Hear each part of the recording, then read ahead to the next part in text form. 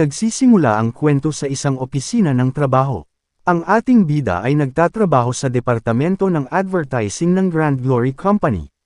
Kaagad, makikita na siya ang uri ng tao na nagtatrabaho ng higit pa sa kanyang kakayanan. Pumasok ang kanyang boss at nagsimulang sabihin na ang kumpanya ay dumaranas ng isang matinding paghihirap, at maraming mga tao ang tinanggal, at dapat silang magtrabaho ng higit pa, isang uri ito ng pagbabante sa kanya. Pagkatapos ay nagbigay ito ng isang listahan ng mga potensyal na kliyente para tawagan niya isa-isa at sinabi na bukas ay kailangan niyang ipakita ang mga resulta. Malinaw, ang kanyang boss ay isang malaking kupal. Ang ating bida ay patuloy na nagtatrabaho kahit na siya ay talagang pagod, hanggang sa may kakaibang nangyayari. Nagsimulang mawala ng focus ang lahat at naging pixelated ang paligid. Lumitaw ang isang misteryosong bagay sa monitor ng ating bida. Sa una ay nalilito siya kung totoo ba ang kanyang nakikita o hindi, at napansin ng isa niyang katrabaho na may mali at tinawag siya. Doon natin natuklasan na ang pangalan niya ay Howard. Sa umpisa hindi siya sumasagot, at nang bumalik na sa normal, sinabi niyang ayos lang siya, medyo lumabo lang sandali ang kanyang paningin. Sinabihan siya ng kanyang katrabaho na mag-break time at magpahinga, at ipinaalala sa kanya na ngayon ay dadalhin ng kanilang boss ang lahat sa isang dinner company. Ito ay napakasaya para sa iba niyang mga katrabaho, ngunit para sa ating bida ito ay iniisip niyang walang kwenta dahil sa huli, ang lahat ay magbabayad sa naturang dinner company. Dahil hindi siya kumikita ng malaki, hindi sulit ang selebrasyon na iyon. Ang kanyang katrabaho, na napansin na si Howard ay hindi gustong pumunta marahil dahil sa pera, ay nag-aalok na magpahiram sa kanya ng $20 upang siya ay makapunta. Tunay na kaibigan ang lalaking ito. Sinabi niya na wala silang pagpipilian kundi ang pumunta, dahil ang bagong direktor ay iaanunsyo ng gabing iyon. Speaking of bagong direktor, ang pangalan niya ay Sabrina Luo. Dumating siya sa opisina ng may nakakaakit, na nagpapawala ng katahimikan sa lahat ng lalaki sa pamamagitan lamang ng pagtingin sa kanya. Malinaw na alam ng ating bida na mukhang sobra siya para sa kanya. Makalipas ang ilang oras, masaya ang lahat sa hapunan. Lahat sila ay umiinom at nakangiti nang biglang ang bida ay nagsimulang magkaroon ng parehong bagay na nangyari sa opisina, at sa pagkakataong ito ay mas malala ito. Nagsimulang kuminang ang kanyang eyeball at nakarinig siya ng malalakas na buzz. Bigla, ang kanyang nervous system ay konektado sa isang uri ng virtual reality na siya lamang ang nakakakita. Ang kakaibang imahe ay nakaprogram sa itaas niya, habang ang ibang mga tao na malapit sa kanya ay hindi nakikita ito. Pagkatapos ay nagsimulang magsalita ang isang robotic voice. Siyempre hindi nila ito makikita. Ang limitadong Universal Star ay gumagawa ng dagdag na pagsisikap na dalhin sa mga kliyente nito ang pinakamahusay na posibleng karanasan, na tinutulungan silang maabot ang mga hindi malilimutang improvements gamit ang virtual reality. Kaagad, nag-aalala ang ating bida, iniisip kung ano ang kinalaman ng bagay na ito sa kanya dahil hindi naman siya bumili ng anumang bagay na may kaugnayan sa virtual reality. Ni wala siyang pera para doon. Na parang nababasa nito ang kanyang iniisip, ang kakaibang robot ay nagsalita, batay sa malalaking database at kalkulasyon, ikaw ang perpektong kandidato para sa aming dream test. Ikaw ang magiging test candidate para sa aming dreamland, kung saan maaari kang magkaroon ng maraming karanasan sa iyong buhay. Isipin iyon bilang isang mas malaking version ng isang laro ng virtual reality. Sa madaling salita, ito ay katulad sa Isekai. Nakakatawa na sinabi iyon ng robot, nagpapakita ito ng imahe ng sundalo mula sa Counter-Strike at teacher ni Boruto na si Shino. Si Howard, bilang isang mabuting matandang kupol na bida, ay nagsabi sa robot na huminto dahil kailangan niyang magtrabaho bukas at wala siyang oras para sa mga bagay na ito. Pagkatapos ay sinabi ng robot na ang system na ito ay kayang kumuha ng kopya ng sinumang totoong buhay na tao papunta sa Dreamland, at maaari niyang pagpasyahan kung ano ang mangyayari sa buhay nila. Pagkatapos ay tinanong siya ng robot ng malaking tanong, kung gusto ba niyang mamuhay bilang ibang tao. Bago pa makapagbigay ng sagot ang ating bida, pumasok ang bagong direktor sa silid kasama ang kanilang boss. At anong direktor ito, hihihi. Formal na ipinakilala siya sa lahat. Isa-isa niyang kinamayan ang lahat, at una na dito ang isang lalaking kilala sa palaging nambobola sa boss sa lahat ng ginagawa niya. Ang lalaking ito, siya nga pala siya ay lasing na at laging nakatingin sa dibdib ng babae. Patuloy na ipinapakilala ng boss ang bawat manggagawa sa bagong direktor, ngunit binabaliwala niya lang ang ating bida. Halatang napapansin ito ng bagong direktor, at nagtanong ito sa kanya. Ang ating bida ay nagsimulang manginig, sinusubukang makipag-usap sa kanya, at nang sabihin niya ang kanyang pangalan, ang kanyang boss ay hamarang sa kanya at sinabi na siya ay isang hindi importanteng tao, ang kanyang mga kakayahan ay pangkaraniwan, at siya ay karaniwang walang kakayahan sa komunikasyon, talagang sinisira ang ating bida. Ngunit makikita natin na ang lahat ng ito ay kasinungalingan. Sa ilang kadahilanan, ayaw lang ng matabang kupol na boss sa ating bida dahil taliwas sa ibang manggagawa, hindi niya ito sinubukang purihin. Dahil doon, sinusubukan niyang insultuhan ang ating bida sa lahat ng paraan na magagawa niya. Parang wala namang pakialam ang babae at binati lang ang lahat. Sa sumunod na eksena ay umuwi na ang lahat, tapos na ang party, at kinabukasan ng lahat ay kailangang magtrabaho muli. Medyo na-stress ang ating bida na si Howard dahil akala niya kapag nagsumikap siya, makikilala siya ng lahat, ngunit hindi iyon ang nangyari. Sinusubukan ng kanyang partner na pasayahin siya, na sinasabi na kung gusto niyang magsumikap, wala siyang pagpipilian kundi ang sundin ang boss. Pagkatapos nito, makikita natin ang isang flashback ng taong ito sa kanyang mga taon sa paaralan noong siya ay isa sa mga leader ng kilusang estudyante laban sa sistema, naganap na kabaliktaran ng kung sino siya ngayon. Ibinento lang din ng kanyang partner ang sarili sa sistema. Pagkatapos nun, makikita ang boss na gustong makipag-flirt sa hati na chicks ang bagong director pala. Sinasabing wag siyang magsayang ng oras sa mga karaniwang manggagawa. Pero wala siyang pakialam sa sinasabi ng matabang couple, sinabi niya na alam niya ang kanyang ginagawa. Habang naririnig ito ng ating bida, napansin ng boss na nakikinig ang ating bida at nagsimulang magsalita patungkol sa kanya, na sinasabi na kung hindi naiintindihan ng isang tao kung ano ang gusto niyang dapat gawin, dapat tanggalin na ang taong iyon.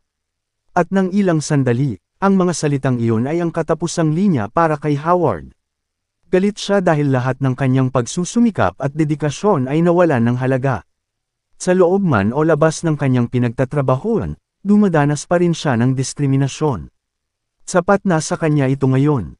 Determinado siyang aalis sa kanyang trabaho bukas, pero dapat ngayon, dapat niyang pakalmean ang kanyang namumuong galit. Sinabi niya sa robot na kopyahin ang hati na chicks ang bagong director, at ang kanyang boss sa Dreamland. Error ang sinabi ng robot. Ang system ay maaari lamang mag-scan ng isang tao sa bawat request. Batay sa unang request, sinasabi ng system na ang target na ma-scan ay ang hati na chicks, ay si Sabrina Luo. Biglang nagulat si Howard, natapos na ang pag-scan, at nagawa na ang character.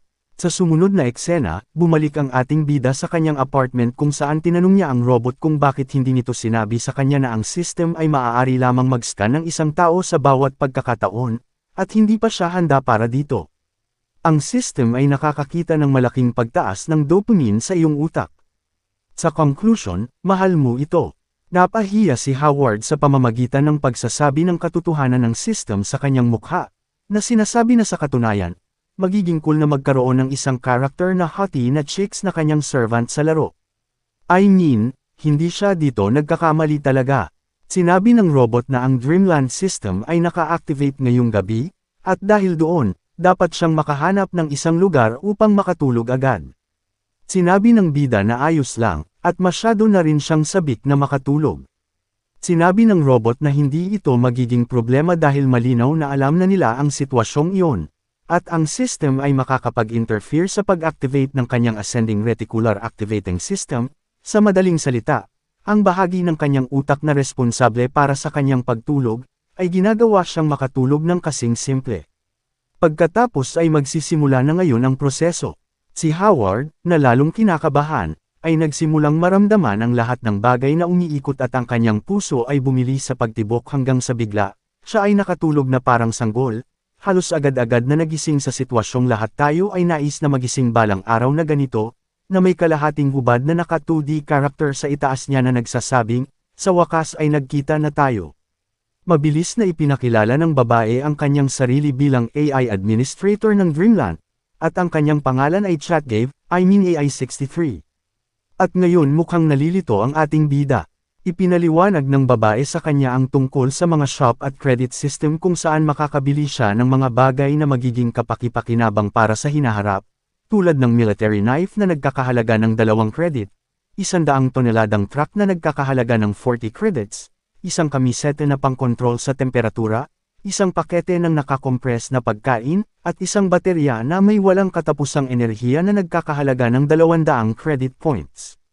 Sa una, hindi natin mapapansin ang halaga ng mga item na ito, ngunit maaari kong tiyakin sa inyo na ang bawat isa sa mga item na ito ay lubhang mahalaga para sa lugar kung saan ang ating bida ay patungo. Ipinaliwanag pa ng babae na sa bawat hamon na makumplito niya, makakakuha siya ng ilang mga credit points at bla bla bla, ito'y parehong mga pamamaraan na makikita natin sa iba pang mga kwento ng isekai.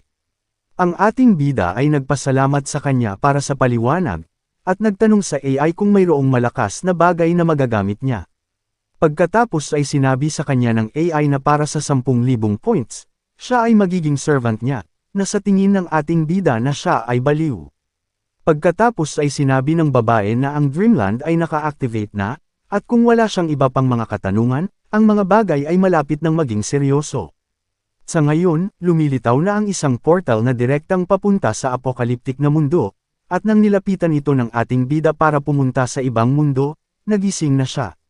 Lumingalinga siya sa paligid, sinusubukang tingnan kung totoo o hindi ang kanyang nasaksihan na pangyayari, pagkatapos ay napagtantong nasa bahay lang siya, at wala namang nagbago.